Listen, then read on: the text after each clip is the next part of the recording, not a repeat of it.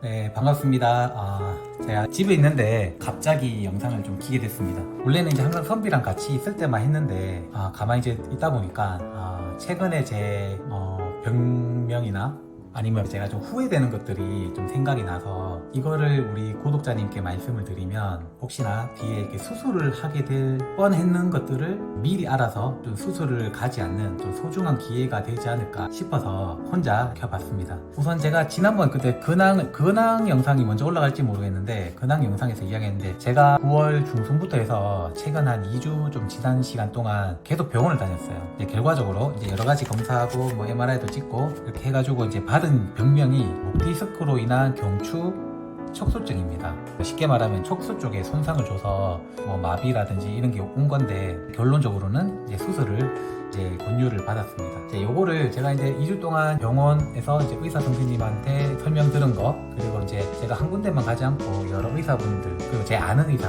총 동원해가지고 제 검사 결과를 가지고 궁금한 거 있으면 좀 자문도 구하고 그렇게 해서 이제 안 내용을 설명도 드리고 그리고 이 시점에 제가 후회되는 거 내가 예전에 이랬어야 되는데 라는 그 점을 말씀을 좀 드릴까 싶어서 영상을 켰습니다. 자, 우선 저는 이제 목 디스크로 인한 이제 경추 척수증인데 요걸 한번 좀 설명을 드려볼게요. 우선 이제 요거는 제가 의사가 당연히 아니기 때문에 뭐 의료적인 당연히 이런 지식 이런 게 아니고 제가 설명 들은 거 그리고 제 병에 대해서 제가 설명드린 거를 이제 설명드리는 겁니다. 우선 요게 있더라고요. 이게 뇌고 여기가 척수. 잘 보이시나요? 약간 올챙이처럼 생겨 있고 이 척수로부터 막 이렇게 막 나오는 게 말초신경.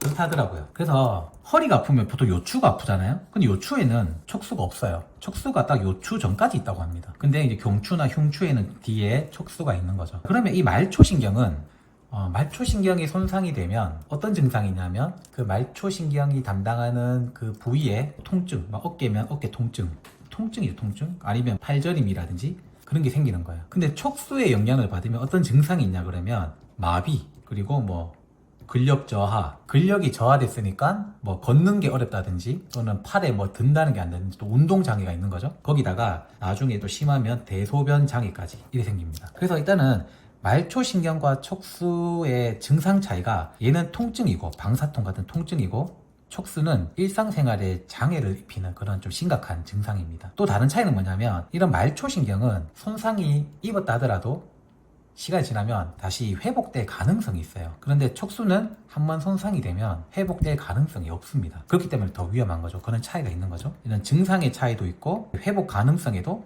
얘는 있고 얘는 회복 가능성이 없다라는 거예요. 그러면 저는 경추, 목 디스크인데 목 디스크에 대해서 한번 좀 설명드리면 저희가 경제 채널인데 갑자기 이런 좀 의학적인 근데 이게 말씀드리는 게 요즘에 제가 아파서 이야기해보면 대부분 사람들이 다 저가 겪었던 증상들이 다 있더라고요. 뭐 대부분 팔 좀 저리다, 한번 찌릿하다, 뭐 어깨가 결리더라 이런 게 다 있더라고요. 그래서 요거 아는 게 참 중요하다 싶어서 말씀드립니다. 목을 측면에서 찍는 게 아니고 단면으로 찍어보면 여기 뼈가 이렇게 나오겠죠? 그 뒤에 여기가 바로 척수 그리고 여기가 앞이겠죠?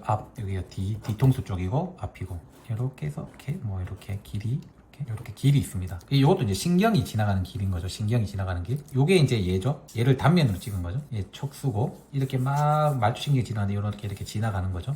그래서 요 뭐 왼쪽 팔로 어깨를 지나서 팔로 가기도 하고 이렇게 오른쪽으로 가기도 하고 자 이렇습니다.